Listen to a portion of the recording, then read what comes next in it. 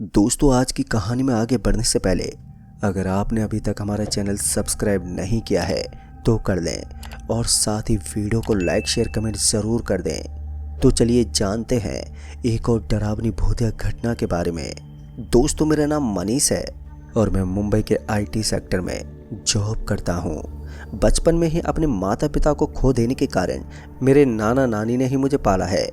मालपुर नाम के एक छोटे से गांव में मेरी जॉब मुंबई में लगने की वजह से मुझे वो गांव छोड़कर मुंबई में ही अपने एक मालिक के साथ रेंट पर रहना पड़ता था।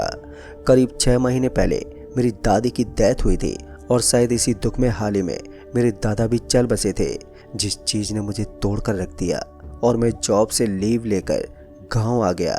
मेरा दोस्त भी मेरे साथ गांव चलने के लिए तैयार हो गया क्योंकि हम दोनों ऑफिस और घर में भी एक साथ ही रहा करते थे।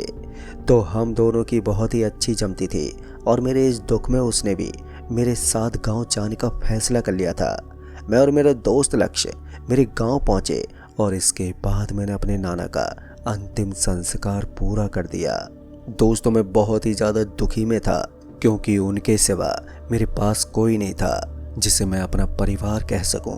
पर दोस्तों, होनी को कौन बदल सकता था क्योंकि मैं मुंबई में रहता था और गांव का ये घर जो मेरे नाना मेरे लिए छोड़कर गए थे वो मेरे कोई काम का ही नहीं था। इसलिए मैंने उस घर को बेचने का फैसला कर लिया और गांव के कुछ लोगों से इस घर को बिकवाने की बात की।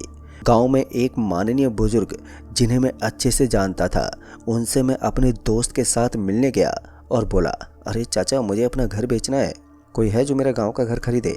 इस पर उन्होंने जवाब दिया, बेटा पागल हो गए हो क्या, इस श्रापित गांव में कोई घर खरीदेगा? अरे लोग अपना घर यहाँ से बेच कर जाने की सोच रहे हैं और तुम बोल रहे हो कि यहाँ कोई तुम्हारा घर खरीद ले। हम दोनों उनकी बात सुनकर काफ़ी हैरान हो गए और मैंने उनसे पूछा, आपने श्रापित गांव क्यों कहा और लोग यहाँ से घर बेचकर क्यों जाने की सोच रहे हैं? तभी उन्होंने हमें बैठने को बोला और हम बैठ गए। फिर उसके बाद उन्होंने बोला, बेटा मनीष, तुम कई सालों से बोर्डिंग स्कूल और हॉस्टल में पढ़े हो, पर तुमने सोचा नहीं कि तुम्हारे नाना नानी जो तुमसे इतना प्यार करते हैं वो पढ़ाई के बहाने तुम्हें इस गांव से दूर क्यों रखते थे, क्योंकि यहाँ पर खतरा है। मेरा दोस्त मुझे घूरते हुए देखने लगा पर मैं सिर्फ उसकी बातों पर ध्यान दे रहा था और मैंने उनसे बोला कि खतरा? कैसा खतरा? तभी उन्होंने बिना एक सेकंड सोचते हुए बोला, मौत का रेडियो। इस पर मेरे दोस्त ने बोला, मौत का रेडियो? भला ये क्या भला है? पर मैंने इसके बारे में सुन रखा था। पर दोस्तों, मैंने इसके बारे में सुन रखा था कि बहुत पहले एक रेडियो स्टेशन था जो बंद हो चुका था, मगर आज भी उस खंडर बिल्डिंग से वो रेडियो चलाया जाता है और जो भी उसे सुन लेता है वो कुछ ही दिनों के अंदर मर जाता है। तभी उस बूढ़े आदमी ने बताया कि ये बला नहीं, ये एक शराब है और किसी को भी नहीं मालूम कि उस रेडियो का राज क्या है और उस खंडर बिल्डिंग से सिग्नल कैसे आते हैं और सिर्फ रात के ही 3 बजे ही क्यों आते हैं, और जो भी उसे सुन लेता है उसकी रहस्यमय तरीके से मौत हो जाती है। इसलिए कोई भी इस गांव में या इसके आसपास के किसी भी गांव में नहीं रहना चाहता। इस पर मेरे दोस्त ने बोला, अरे क्या बकवास कर रहे हो?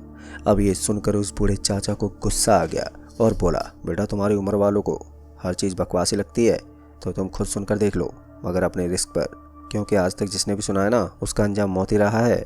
अब ये सुनकर मेरा दोस्त अंदर से तो डर रहा था मगर हीरो बनने के लिए उसने बोला, अंकल मैं नहीं मानता इन सब चीज़ों को और मैं आज रात को ही सुनूंगा और आपको कहानी भी सुनाऊंगा कि उस बकवास रेडियो में क्या बकवास बातें होती हैं। चाचा जी ने फिर गुस्से में बोला, हाँ हाँ सुनो बेटा, मरना है तो मरो, हमें क्या। मनीष के दोस्त तो इसलिए समझा रहे थे, बाकी तुम्हारी मर्जी।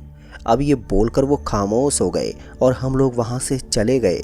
रास्ते में मैंने लक्ष्य से कहा, भाई तू पागल है क्या, क्यों बहस कर रहा था उस बूढ़े आदमी से? तभी उसने बोला, अरे भाई पागल मैं नहीं, पागल तो वो लग रहा था, वो कुछ भी अनाप शनाप बोल रहा था और तू सुन रहा था ना। तभी मैंने बोला, भाई मैंने भी ये सब बातें सुनी हुई हैं और मुझे भी यकीन है कि ऐसा यहाँ पर होता है। फिर उसने मुस्कुराते हुए कहा, चल तेरा यकीन आज तोड़ता हूँ, आज रात 3 बजे हम लोग उस बकवास से रेडियो को सुनेंगे। तभी मैंने बोला, कोई ज़रूरत नहीं है, मैं नहीं सुनूंगा, मैं ऐसा रिस्क नहीं ले सकता, क्या पता ये सब सच हो। तभी उसने हंसते हुए कहा, क्या तू भी पागल है यार, तुझे ये सब सच लग रहा है? अगर तू नहीं सुनेगा तो ऑफिस के अंदर मैं तुझे डरपोक मनीष के नाम से फेमस कर दूंगा। और फिर मैं अपने दोस्त लक्ष्य के इतना कहने के बाद मैं आखिर में मान ही गया और उस मौत के रेडियो को सुनने के लिए तैयार हो गया, मगर मैं बहुत ही ज़्यादा डर रहा था मैं सो ही रहा था कि तभी लक्ष्य ने मुझे उठाया और बोला, रात के 3 बजने वाले हैं भाई, मैंने रेडियो ऑन रखा है, देखते हैं क्या होता है। तभी ठीक 3 बज गए और जहाँ 3 बजे से पहले कोई सिग्नल नहीं पकड़ रहा था, वहाँ पर एक सिग्नल पकड़ने लगा, जिसमें एक बहुत ही अजीब और भारी आवाज़ वाला आदमी बोला, आज की कहानी लक्ष्य की कहानी है। ये सुनकर हम दोनों थोड़े हैरान हो गए और उस रेडियो में आगे उस आदमी ने बोला कि लक्ष्य, जो कि एक सॉफ्टवेयर कंपनी में काम करता है, वह अपने दोस्त के गांव घूमने के लिए आया है, मगर वो अर्थी में जाएगा। पहले तो उसका एक्सीडेंट होगा और फिर लक्ष्य, जो खुद को बहुत ही बहादुर समझता है, उसकी डर की वजह से हार्ट अटैक से मौत होगी। दोस्तों, इतना सुनकर मेरी और लक्ष्य हम दोनों की तो हालत बेहद ही खराब हो गई और मैंने उस रेडियो को उठाकर ज़मीन पर फेंक दिया, जिससे वो टूट गया। अभी मैं और लक्ष्य बहुत ही ज़्यादा डरे हुए थे। हमें कुछ भी समझ में नहीं आ रहा था कि हम क्या करें और पूरी रात हम लोग सो भी नहीं पाए। जैसे तैसे सुबह हुई और सुबह होते ही मैं और लक्ष्य उस बूढ़े चाचा के पास गए। लक्ष्य ने उनको डरते हुए बताया कि अंकल, मुझसे एक बहुत बड़ी गलती हो गई है। मैंने वो रेडियो सुना था, उसमें कहानी सुनाई गई जिस कहानी का अंत मेरी मौत से हुआ। अब मैं क्या करूं? लक्ष्य को परेशान देखकर बूढ़े चाचा ने बोला, उस रेडियो को सुनने के बाद कई लोगों ने अपनी मौत को बदलने की कोशिश की, मगर बेटा कोई नहीं बदल सका। पर तुम परेशान मत हो, पास के गांव के तांत्रिक का पता देता हूँ, उनके पास जाओ। फिर हम लोग तांत्रिक के पास पहुंचे तो तांत्रिक ने हमें बताया कि उस रेडियो को सुनकर मेरे दोस्त ने अपने शरीर पर एक ऐसा श्राप ले लिया था जिसका तोड़ संभव नहीं था। अब ये सुनकर हम लोग बहुत ही निराश हो गए, पर इसी के साथ तांत्रिक ये भी कहता है कि अगर तुम लोग उस एक्सीडेंट को रोक पाए जो रेडियो में बताया गया था, तो शायद तुम्हारी मौत भी टल जाए। ये सुनकर भी हमें ज़्यादा खुशी नहीं हुई, क्योंकि हम जिस उम्मीद के साथ इस तांत्रिक के पास आए थे वो पूरी नहीं हुई और तांत्रिक के यहाँ से वापस हमें गांव लौटने में रात का समय हो रहा था। गाड़ी मेरे दोस्त लक्ष्य चला रहा था। फिर अचानक से ना जाने क्या हुआ कि लक्ष्य गाड़ी की स्पीड बढ़ाने लगा और वो गाड़ी लहरा के चलाने लगा। मुझे ये देखकर काफ़ी हैरानी हुई, क्योंकि लक्ष्य को ऐसा करते हुए पहले मैंने कभी भी नहीं देखा था। मैंने लक्ष्य से इस बारे में पूछने की भी कोशिश की, मगर वो मेरी कोई बात का जवाब नहीं दे रहा था, जैसे वो मेरी बात सुन ही नहीं रहा हो। मैं बहुत ही ज़्यादा डर गया और जैसे मैंने सामने की ओर देखा तो एक ट्रक हमारी तरफ तेज़ी से आता हुआ दिखाई दिया। अब ये देखकर मेरे पसीने छूटने लगे। मैंने लक्ष्य से कहा, लक्ष्य गाड़ी रोक, पर लक्ष्य ने मेरी एक नहीं सुनी। ट्रक हमारी तरफ तेज़ी से आ रही थी और मुझे कुछ भी समझ में नहीं आ रहा था कि मैं क्या करूं। इसलिए मैंने हमारी गाड़ी को किसी पेड़ में दे मारने का फैसला किया और मैंने पीछे बैठे बैठे ही गाड़ी का हैंडल मोड़ के गाड़ी की डायरेक्शन बदलने की कोशिश की, मगर लक्ष्य बहुत ही टाइट से हैंडल पकड़ा हुआ था, जिसे हिलाना बहुत ही मुश्किल था। मगर मैंने बजरंगबली का नाम लिया और पूरी ताकत लगाकर हैंडल को मोड़ दिया, जिस वजह से हम ट्रक से तो बच गए, मगर एक पेड़ से जा टकराए और वहीं पर बेहोश हो गए। फिर जब मेरी आँख खुली तो हम दोनों एक हॉस्पिटल में थे और जब मैंने लक्ष्य से पूछा तो उसने बताया कि अचानक से उसके कानों में वही रेडियो वाली आवाज़ आई कि तुम्हारा एक्सीडेंट होगा, और फिर उसके बाद का उसे कुछ भी नहीं मालूम। उसने बताया कि जैसे कि वो किसी और के काबू में हो गया था। उस रेडियो की वो एक्सीडेंट वाली बात सच होने के बाद लक्ष्य के दिल में एक डर बस चुका था कि उसकी जान कभी भी जा सकती है। क्योंकि हमें ज़्यादा चोट नहीं लगी थी, इसलिए हम लोग अगली सुबह हॉस्पिटल से घर को निकल गए और घर पहुंचते पहुंचते हमें रात हो चुकी थी। फिर हम लोग खाना पीना करने के बाद एक साथ ही एक ही रूम में सो गए, लेकिन उस वक्त वो बहुत ही ज़्यादा डरा हुआ था, इसलिए मैं उसके साथ ही सो गया। फिर आधी रात में किसी के रोने की आवाज़ की वजह से जब मेरी आँख खुली तो मैंने उठ के देखा तो लक्ष्य मेरे बगल में नहीं था और वो रोने की आवाज़ मेरे बेड के नीचे से आ रही थी। फिर जब मैंने हिम्मत करके बेड के नीचे देखा तो वहाँ लक्ष्य रो रहा था। मैंने लक्ष्य से पूछा, भाई क्या हुआ? तो उसने हमारे रूम के गेट की तरफ इशारा किया और बोला, उस गेट के नीचे से कोई साया नज़र आ रहा है, वो साया मुझे मार देगा, भाई बचा ले मुझे। उससे रोता बिलखता देखकर मैं भी बहुत ही ज़्यादा डर चुका था और जब मैंने सच में उस गेट की तरफ देखा तो वहाँ सच में कोई साया था जो कि ऐसा दिख रहा था जैसे कि वो टहल रहा हो, जिसे देखकर मैं भी बहुत ज़्यादा डर गया और मैंने ज़ोर से चिल्लाया, कौन है वहाँ पर? और उसी वक्त मैंने एक डंडा भी उठा लिया और गेट की ओर बढ़ा। पर जितना मैं गेट के करीब जा रहा था तो उतना वो साया मुझसे दूर जा रहा था और जब मैंने गेट खोला तो मुझे वहाँ पर कुछ भी नहीं दिखा। फिर वापस आकर मैंने लक्ष्य से कहा कि भाई वहाँ जो भी था वो जा चुका है, अब तू डर मत। पर लक्ष्य इन सब चीज़ों से इतना ज़्यादा डर गया था कि उसने फैसला किया कि वो सुबह होते ही मुंबई निकल जाएगा और मैंने भी उसके साथ जाने का फैसला कर लिया।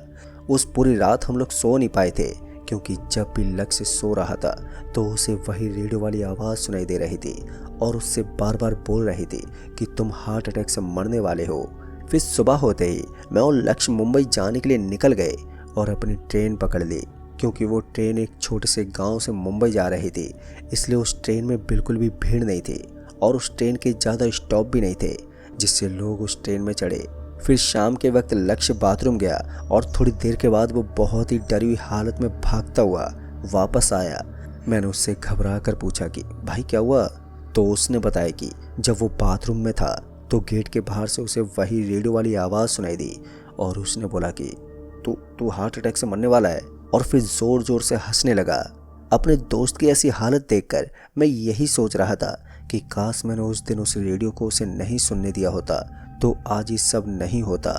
मैं ये सोच ही रहा था कि तभी अचानक से एक समोसा बेचने वाला ट्रेन में आया और हमारी सीट पर 2 समोसे रखकर बिना पैसे लिए जाने लगा।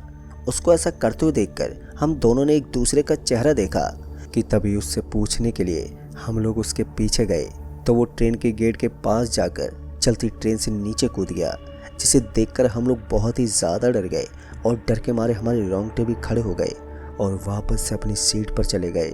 अभी हम लोग उस समोसे की ओर ही देख रहे थे कि तभी अचानक से हमें वो पेपर दिखाई दिया जिस पर समोसा रखा हुआ था। हमें उस पेपर पर लिखा हुआ दिखाई दिया कि लक्ष्य तू हार्ट अटैक से मरने वाला है। ये पढ़कर लक्ष्य की हार्ट बीट बेकाबू हो गई। ऐसा लग रहा था मानो उसे सच में हार्ट अटैक आने वाला हो। तभी मैंने किसी तरह उसे संभाला और पीने के लिए पानी दिया कि तभी अचानक से हमारे कोच की सारी खिड़कियां बंद हो गई और उन सब खिड़कियों में एक ही चीज़ लिखी हुई थी, लक्ष्य आज तू हार्ट अटैक से मरने वाला है।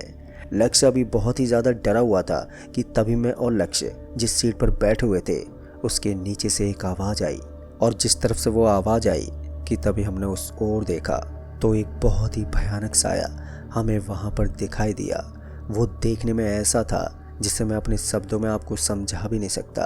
बस इतना समझ लीजिए कि वो शायद देखते मेरे दोस्त की हार्ट अटैक से मौत हो गई और मैं बेहोश हो गया। और उसके बाद जब मैं उठा तो हॉस्पिटल में था और जब भी मैं इस हादसे के बारे में सोच लेता हूँ तो मुझे ये लगता है कि मेरा दोस्त सिर्फ मेरी वजह से मरा है। तो दोस्तों इस कहानी में बस इतना ही। कहानी आपको पसंद आई हो तो वीडियो को लाइक शेयर कमेंट ज़रूर कर दें। तो मैं आपका दोस्त राजकुमार जल्द ही मिलूँगा ऐसी एक और बहुत ही डरावनी घटना के साथ। तब तक के लिए बाय एंड टेक केयर।